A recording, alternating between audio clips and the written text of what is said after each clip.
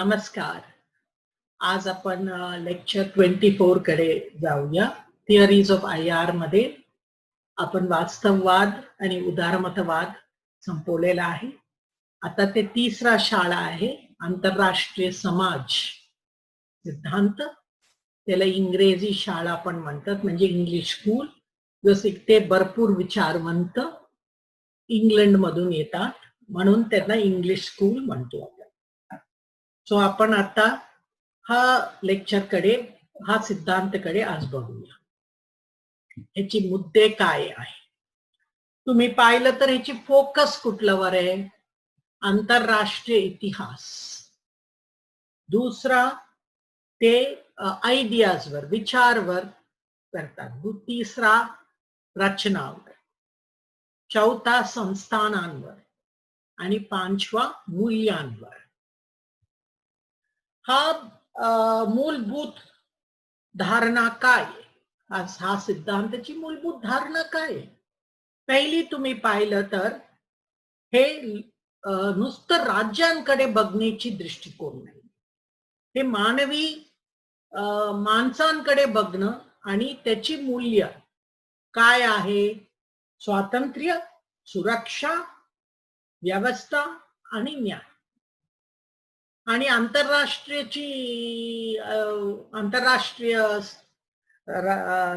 आंतरराष्ट्रीय राज्यशास्त्राकडे बघण्याची हा दृष्टिकोन तुम्ही पाहिलं तर हा माणूस केंद्रित आहे. आंतरराष्ट्रीय अराज्यता हा मान्य करतात, बट एवढं वास्तववाद एवढं त्यांना पूर्ण महत्व देत नाही. आणि ते तुम्ही पाहिलं तर एनार्कियल सोसायटी, अराज्य समाज, ह्याच्यावर त्यांची म्हणणं आहे की समाज अराज्यता असलं तरी त्याच्याकडे वैशिष्ट्य नियम आहे, मूल्य आहे आणि संस्थान आहे. ते राज्याची लोक त्यांची परराष्ट्र धोरणा चालवण्यामध्ये त्याची उपयुक्त करतात. राज्य ते मान्य करतात की पूर्णपणे स्वायत्त नाही, आणि राज्यामध्ये ते लोक आहे ते सत्ता आणि वापरतात आणि त्यांची धोरणा अतिशय जबाबदारी असू शकतात. इथे तुम्ही पाहिलं तर त्यांनी विविध समाज या प्लुरल अनेकताची समाजकडे त्यांची दृष्टिकोन आहे. आणि बहुमत वेगळं तुम्ही सॉव्हरेन राज्यांकडे पाहिलं तर म्हणजे त्यांची सार्वभौमिक राज्यांकडे तुम्ही पाहिलं, आणि सॉलिडॅरिटी मध्ये एकात्मिक विश्व समाजकडे त्यांची दृष्टिकोन आहे, सगळं मानवी लोकांसाठी. आणि ह्याची मूलभूत दृष्टिकोन काय? हा आंतरराष्ट्रीय समाज सिद्धांताची त्यांची तुम्ही पाहिलं तर अतिशय ऐतिहासिक त्यांची मूल आहे. आणि 80 आणि 90 मध्ये काळीमध्येच आंतरराष्ट्रीय राजकारणामध्ये ह्यांना वेगळं शाळा या वेगळा विचार प्रणाली म्हणून त्यांना जागा दिलेली आहे. ह्यांची दोन मुख्य विचारवंत, एक मार्टिन व्हाईट आहे. मार्टिन व्हाईट आंतरराष्ट्रीय राजकारणाला एक मानवी एक्सपिरियन्स वर ते बघतात, आणि ते म्हणतात त्याला वेगळं विशिष्टता आहे, त्याला त्याची प्रॉब्लेम्स पण आहे, भाषाशी या त्यांची संकल्पनाची पण आहे. आणि ते म्हणतात की तुम्ही आंतरराष्ट्रीय व्यवस्थाला एक समाजची दृष्टिकोन मधून, राज्यांनी एक समाज मध्ये राहतात अशी तुम्ही ते दृष्टिकोन, आणि हा समाजामध्ये व्यवस्थामध्ये एकमेकांची ते स्पर्धा पण करतात आणि एकमेकांची मांडण पण होऊ शकतात. आता आपण हा सिद्धांताची सिद्धांतकार कोण आहे, म्हणजे ते आपण हे सगळ्यांना ते म्हणतात हे एक महत्वाची संभाषण आहे. पहिली ह्युगो ग्रॉशियस, त्यांना आंतरराष्ट्रीय कायद्याची पितामह समजतात. MRD वेटेल आणि इतिहासकार अर्नॉल्ड हिरन. हा London School of economics and politics मध्ये हा शाळेची पहिली विशेषता इथून सुरू झाले अशी भरपूर लोकांची म्हणणं आहे. म्हणजे पहिली आणि दुसरा महायुद्धची काळामध्ये चार्ल्स मॅनिंग म्हणून होते, त्यांनी पहिली हा आंतरराष्ट्रीय समाज म्हणून संकल्पना वापरलेली होती. हा British committee on the theory of international politics 1958 मध्ये त्यांनी सुरू केले आणि 80 मध्ये पर्यंत ते होते. पहिली हर्बर्ट बटरफील्ड म्हणून एक इतिहासकार ह्याची मुख्य चेअरमन होते. त्याच्यानंतर मार्टिन व्हाईट, ॲडम वॉटसन आणि हेडली बुल यांना दुसरी पहिली पिढीला ह्युगो ग्रेशियस एमर हे सगळ्यांना देतात. दुसरा पिढीना ह्यांना देतात आणि तिसरा पिढी आता ते आहे ते John Vincent, Nicholas Wheeler, Tim Dunne, Andrew Linklater तुम्ही सगळं ऐकलं असणार, अँड्रू हरल, रॉबर्ट जॅक्सन आणि बॅरी बुझान. सो हे सगळं त्याच्या खाली सिद्धांतकार आहे. आता महत्वाची मी तुम्हाला सांगितलं हे पारंपरिक आंतरराष्ट्रीय सिद्धांत, म्हणजे आपण दुसरा पिढी बद्दल आज बोलणार आहे आणि पुढच्या लेक्चरला तिसरा पिढी बद्दल आपण बघू शकतो. मार्टिन व्हाईट म्हणून आहे 1913 to 1972. हे अतिशय महत्वाचे सिद्धांतकार आहे. मला पण यांच्याबद्दल फारसं माहिती नव्हतं तेपर्यंत मी जवाहरलाल नेहरू विश्वविद्यालयामध्ये गेले, शिवाय विद्यापीठ, तेव्हा तिकडे गेले. माझी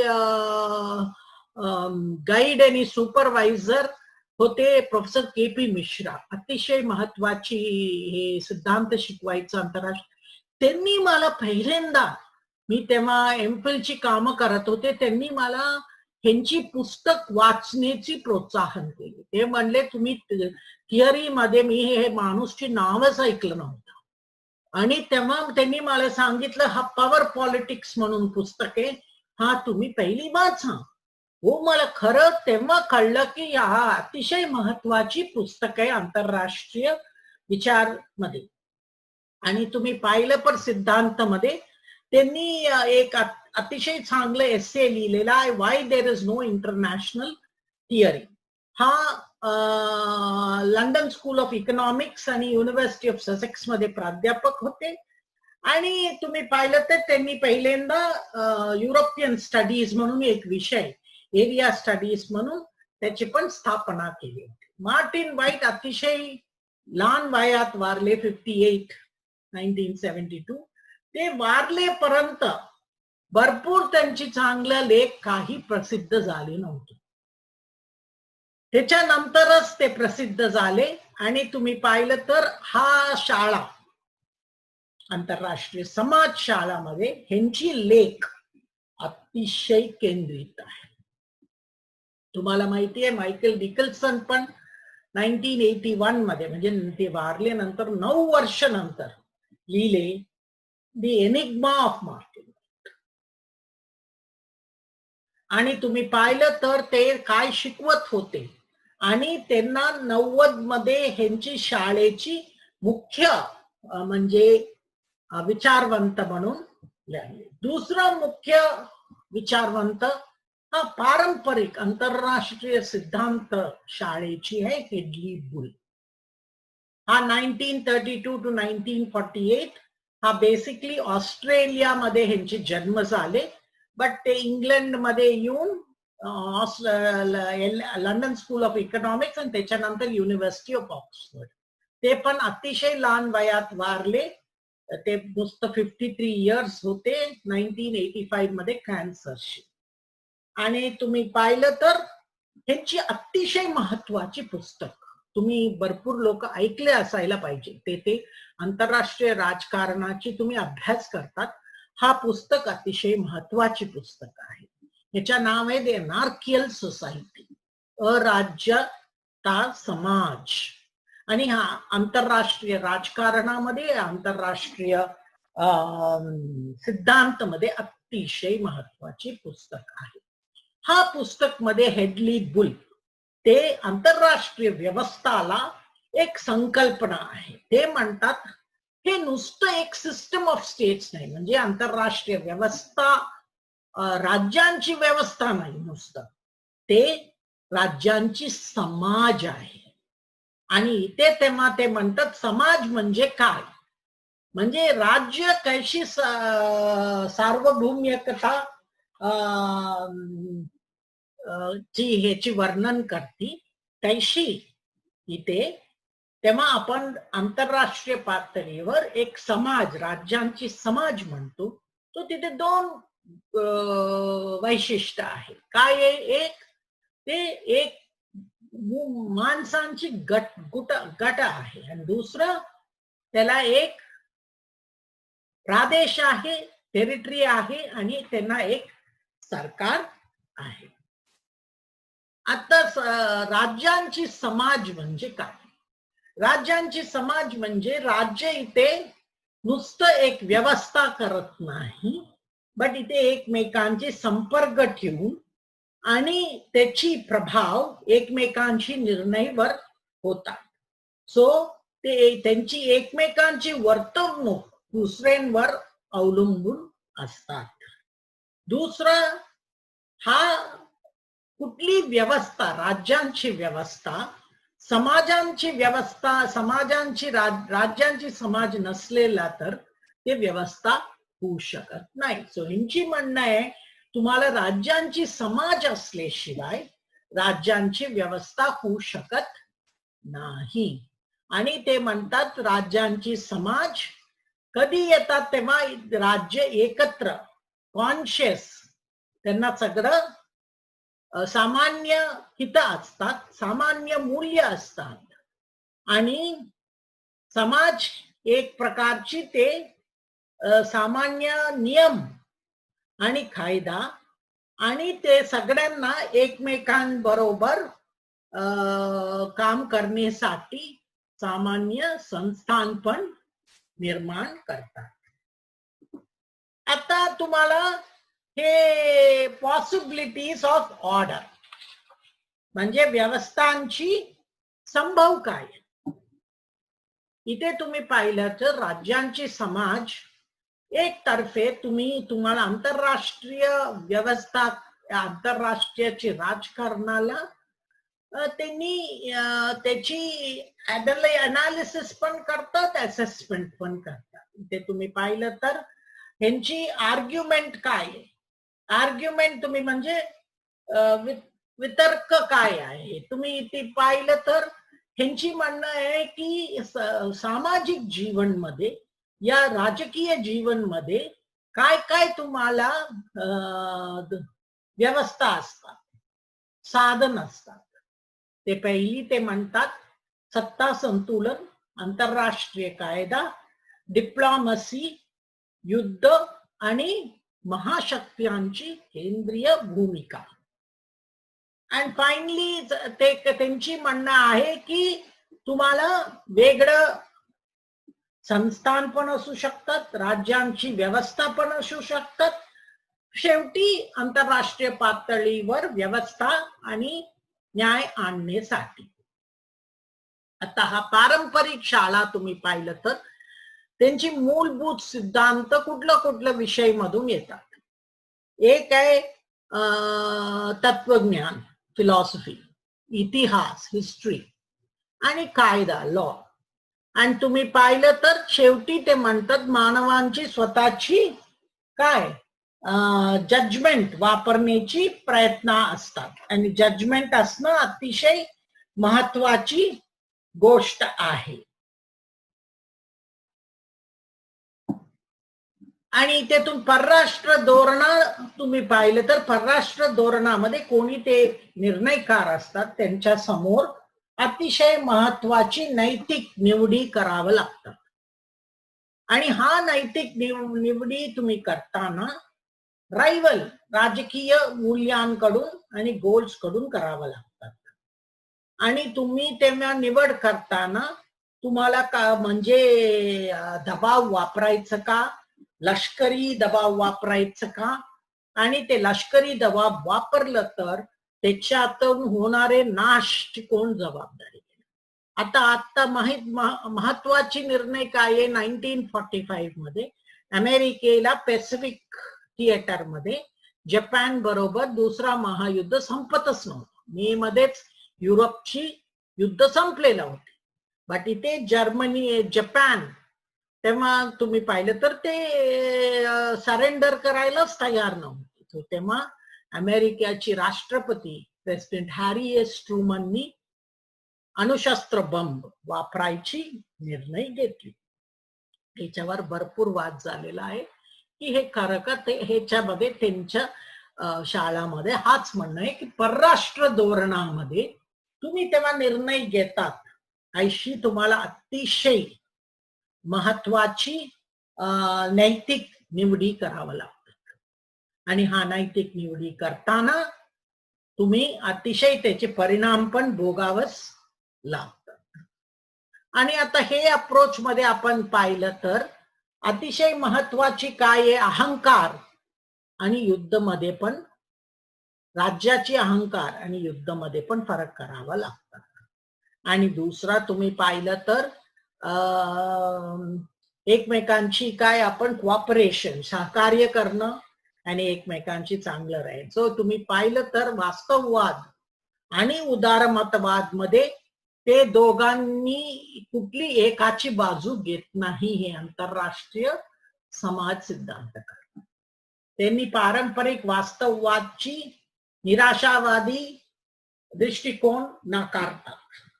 इथे ॲडम वॉटसन म्हणतो की त्यांना नैतिक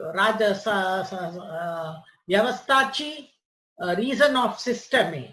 म्हणजे त्यांची म्हणणं आहे की व्यवस्था चालू ठेवणं आणि व्यवस्थाकडून काम करून घेणं हा अतिशय महत्वाची. ते तर्फी त्यांनी नाकारतात अतिशय आशावादी ते उदारमतवाद मध्ये तुम्ही पाहतात. ते म्हणतात की एवढं पण आम्ही आशावादी नाही, बट काय काय मूलभूत संस्थान आहे आंतरराष्ट्रीय समाजमध्ये आणि हा संस्थान वापरून आपण आंतरराष्ट्रीय व्यवस्था या आंतरराष्ट्रीय समाज चालू शकतो. सो इथे तुम्ही पाहिलं तर हा विचार प्रणाली एक मध्यम मार्गी आहे. आणि हा मध्यम मार्गी तुम्ही पाहिलं तर त्यांची ते म्हणतात आंतरराष्ट्रीय राजकारण एक समाज राज्यांची समाज आहे आणि ह्याची मुख्य खेळाडू राज्यांची लोक आहे. आणि हा लोक त्यांना परराष्ट्र धोरण या राज्याची धोरणामध्ये त्यांना पूर्णपणे नियंत्रण आहे त्यांची. आणि आंतरराष्ट्रीय राजकारण त्यांची म्हणणं आहे सामाजिक वातावरण मध्ये होतात. राज्यांची सगळं राज्यांना त्यांची नियम आणि संस्थान काय आहे आंतरराष्ट्रीय समाजमध्ये माहिती असतात. आंतरराष्ट्रीय पातळीवर इंटरनॅशनल गव्हर्नमेंटल ऑर्गन आंतरराष्ट्रीय सहकारी संस्थान, बहुराष्ट्र कंपन्या, आंतरराष्ट्रीय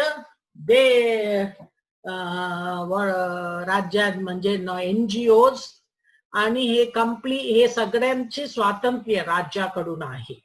बट तरी काय सार्वभौमिक राज्यच प्रदेश आणि लोकांवर त्यांची नियंत्रण असतात.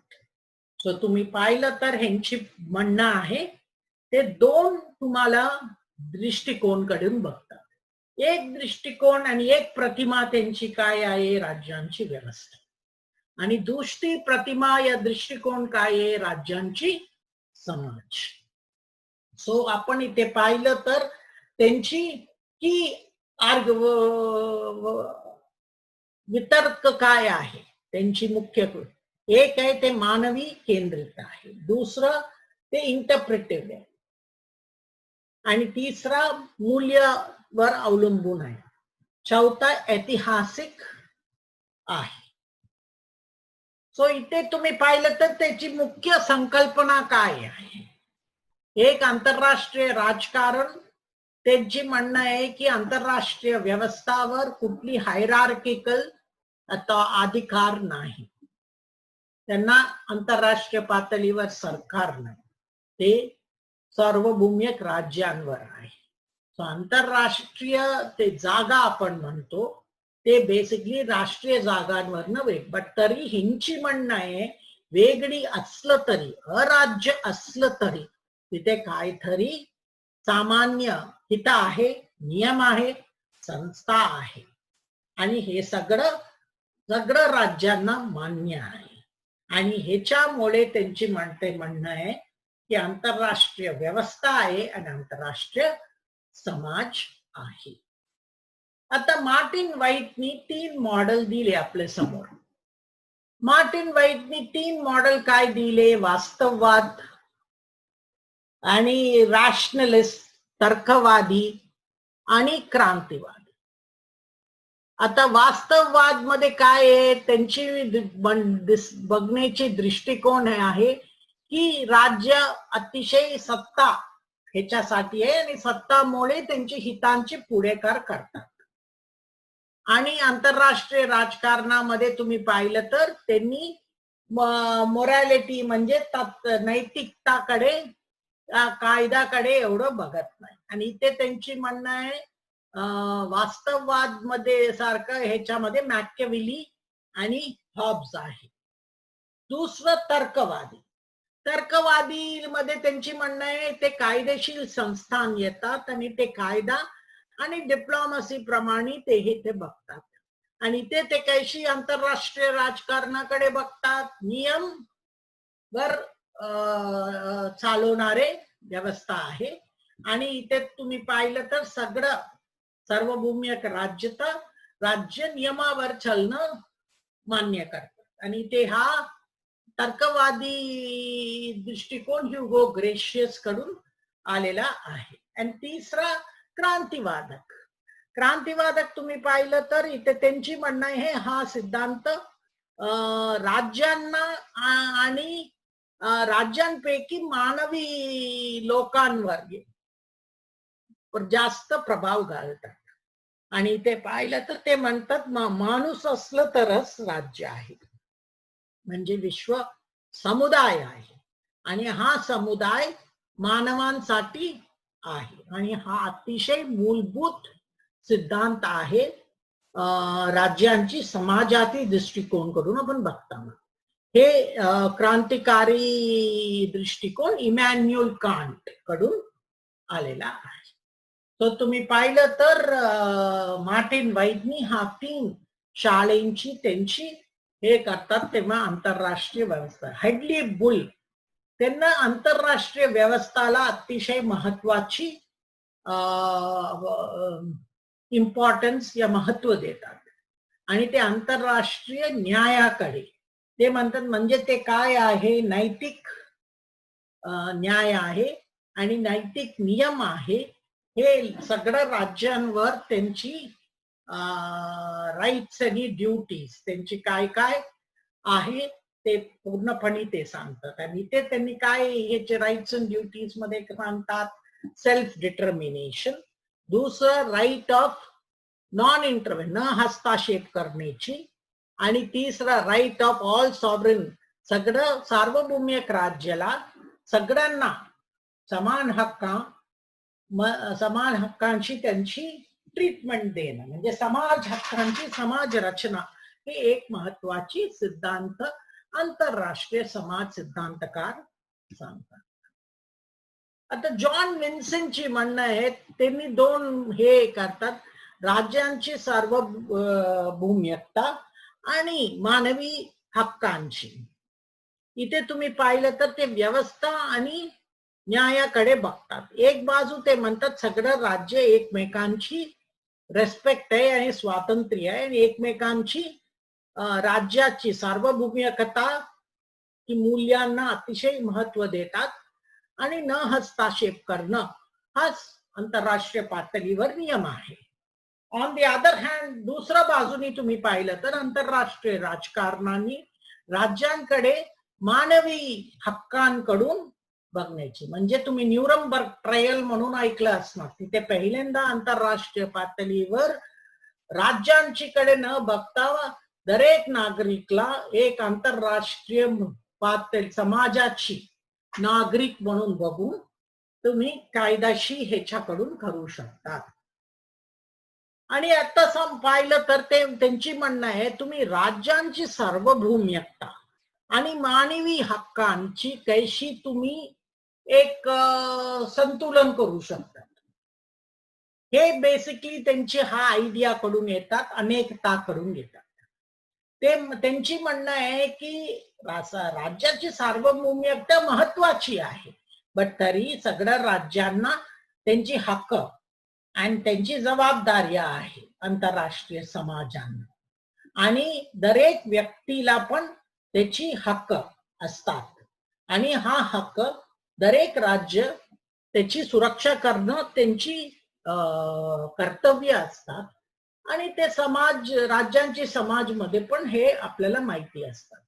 सो तुम्ही पाहिलं असलं तर हा सार्वभौमिकता आणि हस्तक्षेप न करणं हा अतिशय महत्वाची सिद्धांत आहे. सो अनेकतावादी मध्ये तुम्ही पाहिलं तर हा येतात. ते दुसरा बाजू काय आहे, सॉलिडॅरिस्ट, त्याला आपण एकतावादी म्हणू शकतो. आणि इथे तुम्ही पाहिलं तर त्यांची महत्व काय आहे, त्यांची म्हणणं आहे की शेवटी तुम्ही आंतरराष्ट्रीय समाजाची एक नागरिक म्हणून मानून जातात. मानवी हक्क हा अतिशय महत्व आहे आणि राज्यांची सार्वभौमिकताची आधीच माणूस भूमीमध्ये आलेला आहे, राज्य नंतर आलेला आहे. तो माणूस पहिले आले तर तो काय महत्व आहे, मानवी हक्क जास्त महत्व आहे. आणि इथे तुम्ही पाहिलं तर त्यांची म्हणणं आहे की कुठली राज्यामध्ये लोकांना अतिशय राज्य त्यांना त्रास देत असलं तर या त्यांच्या विरुद्ध शोषण होत असलं तर आंतरराष्ट्रीय समाजांची कर्तव्य आहे ते राज्यामध्ये हस्तक्षेप करण्याशी. सो तुम्ही हा पारंपरिक शाळेची आपण सारांश करण्याची प्रयत्न करूया. एक पहिला हा सिद्धांत आंतरराष्ट्रीय राजकारणामध्ये मानवी विश्व करण्याची प्रयत्न करते. दुसरं ते बघितलं तर त्यांना मूल्यांची आणि मूल्यांची विविधता आंतरराष्ट्रीय राजकारणामध्ये काय येऊ शकतात त्याच्यामध्ये त्यांनी विचार केलेला आहे. तिसरा तुम्ही पाहिलं तर ते ऐतिहासिक आणि त्यांच्या सिच्युएशन पर आहे. आणि हा आंतरराष्ट्रीय राजकारणाला सगळं बाजूनी अभ्यास करण्याची प्रयत्न करतात. म्हणजे राज्यांची बाजूनी पण आणि मानवी माणूसची या नागरिकांची ह्याच्याकडून पण बघा, म्हणजे सामाजिक आणि राष्ट्रीय. आणि इथे तुम्ही पाहिलं तर कायदा आणि आंतरराष्ट्रीय इतिहास पण प्रचंड अवलंबून आहे. हा तुम्ही पाहिलं तर बेसिकली हा मेथडॉलॉजी, म्हणजे त्यांची मेथडॉलॉजी तुम्ही पाहिलं तर ते कुठे पण थिअरेटिकल अनेकताकडे जाण्याची प्रयत्न करतात. सो आपण हा लेक्चर इथे संपूया की हा पारंपरिक आंतरराष्ट्रीय समाज सिद्धांत आज आपण पहिली लेक्चर मध्ये घेतलेला आहे.